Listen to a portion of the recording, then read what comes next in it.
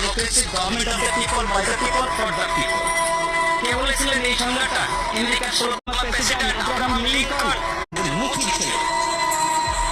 এই গণতন্ত্রের কি আছে? আপনি নিশ্চয় বলতে পারবেন আমি কম বেশি শিক্ষিত। অবশ্যই কিছু শিক্ষিত, আমার হাতে কি দিচ্ছে?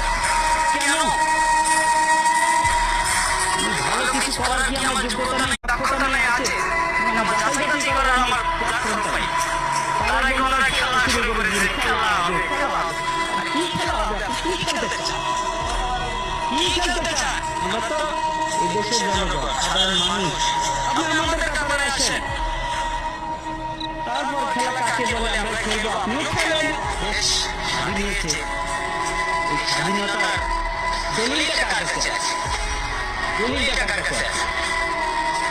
বলেছিলেন না, ঘুরতে যাবে বলেছিলেন, যাও তোমার দিল্লির পূর্বদের কাছে যাও।